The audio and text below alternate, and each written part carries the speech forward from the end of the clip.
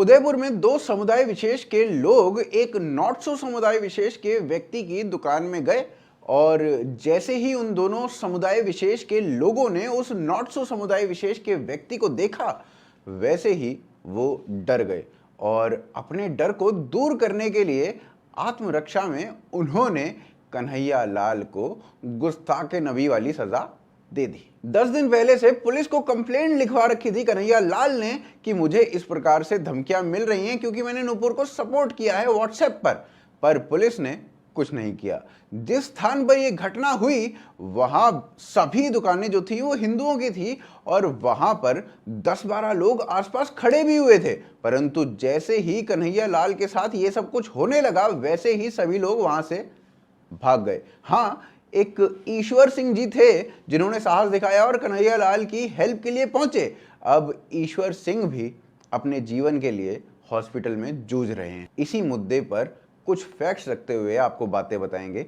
आप हमारे साथ बने रहिए, देखते रहिए। कन्हैया लाल एक टेलर जिसे ब्रॉड डे लाइट में गुस्ताखे नबी वाली सजा दे दी गई, उसका कारण मात्र एक था कि उन्होंने व्हाट्सएप स्टेटस डाल दिया जिसमें उन्होंने नुपुर शर्मा को सपोर्ट किया।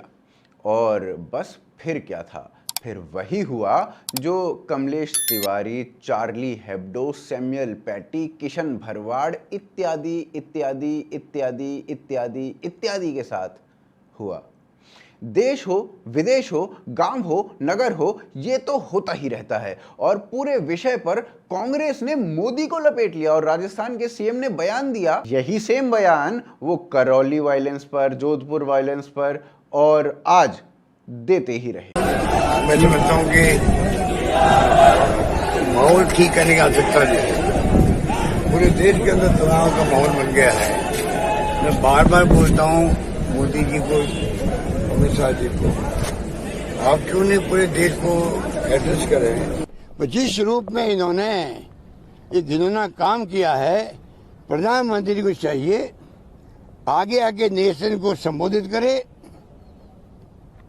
कंडेम करे वो हिंसा को, चाहे हिंसा किसी की पक्ष के द्वारा हो। आज आग लगी हुई पूरे देश के अंदर, जगह जगह दंगे हो रहे हैं, तनाव है, अशांति है, हिंसा है। हम बार बार मांग करते प्रधानमंत्री जी से खाली आप अपील कर दो शांति की। सीएम साहब, लॉ एंड ऑर्डर आप संभालोगे या मोदी जी? वैसे सेंटर ने ये केस अब एनआईए को दे दिया है और यूएपीए इस केस पर लगाया जाएगा। बाकी कांग्रेस और लिब्रांडुओं ने उदयपुर में ये होते ही एक राग अलापना प्रारंभ कर दिया कि ये तो मोदी के आने के बाद से ऐसा हो गया है, अन्यथा तो इस देश में कभी ऐसा हुआ ही नहीं, ऐसा होता ही नहीं था। और ये शायद इस सदी का सबसे बड़ा झूठ है, क्योंकि इस देश का बंटवारा तक इन्हीं कारणों पर हुआ हो, उस देश में मोदी के आने के बाद ये भावना नहीं आई। ये हमेशा से यहां पर व्याप्त थी।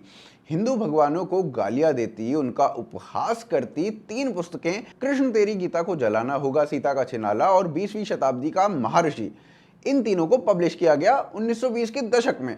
और इन तीनों पुस्तकों के बाद हिंदुओं ने उत्तर दिया रंगीला रसूल छापकर, जिसमें लिखी एक एक बात हदीसों के हवाले से लिखी गई थी। और ये बात कोर्ट ने भी उस समय मानी कि ये तो इतिहास है और इसलिए इस पुस्तक के संपादक महाशय राजपाल को कोर्ट ने छोड़ भी दिया। परंतु विशेष समुदाय के लोगों को यह मंजूर कहां था। उन्होंने इस पुस्तक और इसके संपादक के अगेंस्ट प्रोटेस्ट प्रारंभ कर दिए। प्रोटेस्ट इतने पागलपन से भरे हुए थे कि मोतीलाल नेहरू, जो स्वयं एक तगड़ा मुस्लिम अपीजर था, उस व्यक्ति तक ने कह दिया कि मुसलमान of this country have gone mad. परंतु महात्मा गांधी ने नॉट सो महात्मा वाला काम किया और इस्लामिस्टों को उस समय सपोर्ट कर दिया। अजी ये सेक्युलरिज्म और कहां से आया है? यहीं से तो आया है। एक दिन 1927 में मौका पाकर इल्मुद्दीन ने महाशय राजपाल को गुस्ताखे नबी वाली सजा दे दी। सभी इस्लामिस्टों ने इल्मुद्दीन को गाजी की संज्ञा दी और उसे पलकों पर बिठा लिया। समय ने करवट बदली, 100 साल बीते, 2022 आया और इतिहास फिर से दोहराया गया। पहले शिवलिंग का मजाक बनाया गया। मूर्तियों की पूजा, प्राइवेट पार्ट्स की पूजा कहीं को कर रहे हैं? क्यों कर रहे हैं प्राइवेट पार्ट्स की पूजा? मैं ये पूछ रहा हूँ।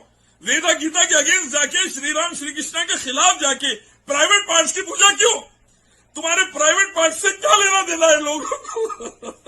क्यों प्राइवेट पार्ट्स की पूजा क्यों कर रहे प्राइवेट पार्ट्स की पूजा? हिंदू देवी देवताओं का मजाक बनाया गया और इससे क्षुब्ध होकर नुपुर ने एग्जैक्टली वही बोला जो हदीसों में लिखा है। इस्लामिस्टों ने प्रोटेस्ट किए और राहुल गांधी से लेकर सभी सो कॉल्ड लिबरल्स या लिब्रांडुओं ने उनका पूर्ण समर्थन किया। राहुल गांधी ने उदयपुर की घटना पर यह ट्वीट किया। अब इस ट्वीट के साथ कंपेयर कीजिए। कुछ ऐसा ही अरविंद केजरीवाल ने भी किया। अरविंद केजरीवाल के इस ट्वीट को उनके इसी ट्वीट से कंपेयर कीजिए। आप जब कंपेयर करेंगे तो आपको एक अंतर सीधे तौर पर दिख जाएगा और बस यही है हिपोक्रेसी। साथ ही समर्थन में आए सभी जर्नलिस्ट या बॉलीवुडिये पुतला लटकाने पर स्वरा और आरफा को लगा, अरे बस पुतला ही तो है, क्या हो गया, पुतला लटका दिया तो ऐसा तो होता ही रहता है, पुतला तो लटकाना भी चाहिए। उस समय इस्लामिस्टों को जो पॉलिटिकल बैकअप मोहनदास करमचंद गांधी ने दिया, वही सेम पॉलिटिकल और मीडिया बैकअप आज ये लिब्रांडो दे रहे हैं।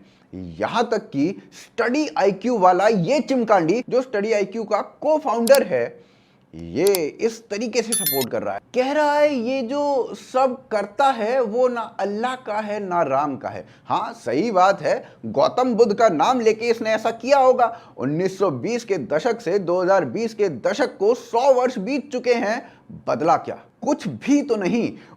इल्मुद्दीन को गाजी की संज्ञा दी गई और उसे पलकों पर बिठाया गया।